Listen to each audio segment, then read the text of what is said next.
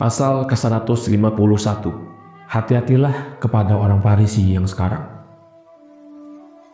Syahdan berkatalah Yesus kepada murid-muridnya, orang itu adalah seorang yang benar-benar Farisi. Dan insya Allah kita bisa menjadikan dia seorang teman kita di hari pembalasan kelak. Kemudian Yesus masuk ke dalam sebuah perahu, sedang murid-muridnya merasa menyesal karena mereka lupa tidak membekali dia dengan roti.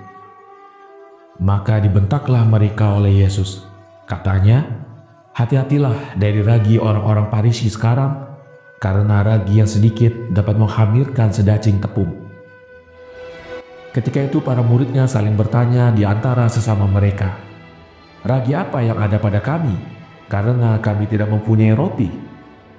Maka dijawablah oleh Yesus, wahai orang-orang yang sedikit imannya, lupakah kamu apa yang telah diperbuat oleh Allah di Nain?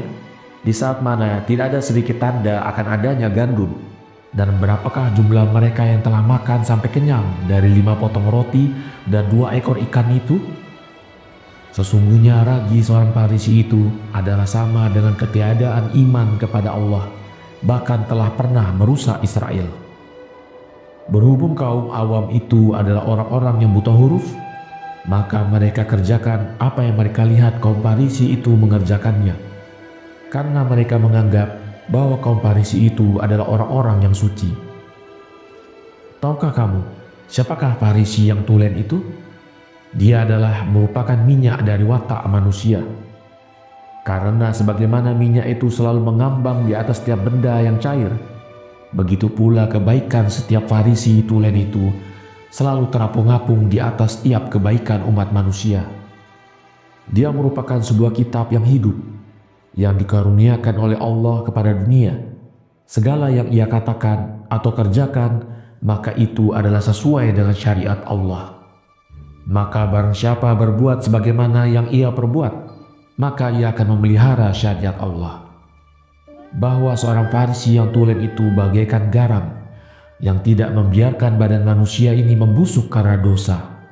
Karena setiap orang yang melihatnya akan bertobat. Dia adalah cahaya yang menerangi jalannya seorang perantau.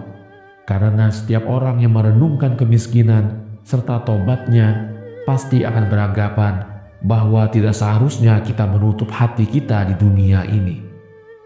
Akan tetapi barang siapa menjadikan minyak itu tengik, merusak kitab, menjadikan garam itu rusak, dan memadamkan cahaya, maka orang semacam itu adalah Farisi yang palsu.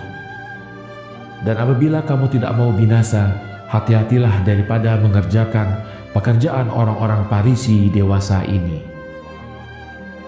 Pasal ke-152. Kaum tentara menguji Yesus, kemudian menculiknya. Mereka berkata, apakah boleh mengorbankan peperangan? Jika Tuhanmu tidak diketahui di mana dia, di Roma terlihat ada 28.000 Tuhan. Maka ketika Yesus tiba di Yerusalem dan memasuki bait Allah pada hari Sabat, berkumpullah kaum tentara untuk menguji dia, kemudian menculiknya. Mereka berkata, ya Guru, apakah dibolehkan mengobarkan peperangan? Yesus menjawab, sesungguhnya agama kita mengatakan bahwa kehidupan kita ini merupakan peperangan total kepada dunia. Kaum tentara mengatakan, adakah engkau mau membalikkan kita kepada agamamu?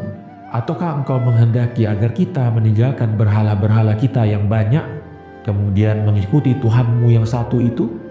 Padahal di Roma saja terlihat ada 28.000 Tuhan. Dan oleh karena dia Tuhanmu itu tidak terlihat, maka dia tidak diketahui di mana tempatnya. Bahkan mungkin dia itu tiada lain hanyalah kepalsuan belaka. Yesus menjawab, andai kata aku telah menciptakan kalian sebagaimana Tuhan kita menciptakanmu, maka aku akan berusaha merubah kamu. Mereka menjawab, jika Tuhanmu itu tidak diketahui di mana dia, maka bagaimanakah dia menciptakan kita? Perlihatkanlah Tuhanmu itu kepada kami, nanti kami akan menjadi orang Yahudi. Yesus menjawab, jika kamu mempunyai mata, niscaya akan kuperlihatkan dia kepadamu. Akan tetapi karena kamu buta, maka aku tidak dapat memperlihatkan dia kepadamu. Para tentara itu menjawab, Sungguh penghormatan yang telah diberikan oleh rakyat kepadamu itu telah menghilangkan akalmu. Karena tiap orang dari kami mempunyai 2 mata di kepalanya, tetapi engkau katakan bahwa kami buta." Yesus menjawab, "Bahwa mata-mata jasmani itu tidak dapat melihat, kecuali benda-benda yang kasar, serta yang berada di luar hati. Maka kamu tidak akan dapat melihat di sana, kecuali kepada Tuhan-Tuhanmu dari kayu, perak, dan emas, yang tiada berkuasa berbuat sesuatu. Tetapi kami, orang-orang Yudea, mempunyai mata rohani, yaitu takut kepada Tuhan kami dan agamanya. Dari itu tidak mungkin kami melihatnya di 3 tempat." Kaum tentara menjawab, "Hati-hatilah dalam berbicara, sebab apabila engkau terus menumpahkan penghinaan terhadap Tuhan-Tuhan kami, maka engkau akan kami serahkan kepada tangan Herodes, yang akan bertindak demi berhala-berhala kami yang berkuasa atas segala sesuatu itu." Yesus menjawab, "Andai kata berhala-berhala itu berkuasa atas segala sesuatu, sebagai yang telah kalian katakan, maka maaf karena aku akan menyembahnya." Maka bergembiralah kaum tentara setelah mendengar itu, lalu mulailah mereka memuji-muji berhala mereka.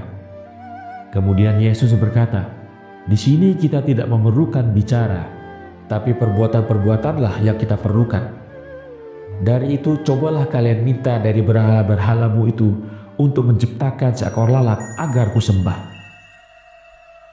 Maka terperanjatlah kaum tentara ketika mendengarkan uraian itu, dan tiadalah mereka ketahui apa yang akan mereka katakan.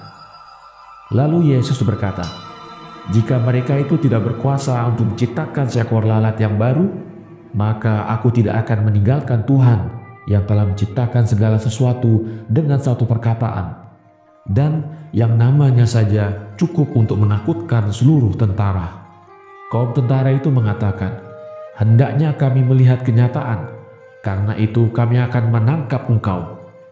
Lalu mereka akan mengulurkan tangan mereka kepada Yesus. Kemudian Yesus meneriakkan, "Aduhai Sabaoth!"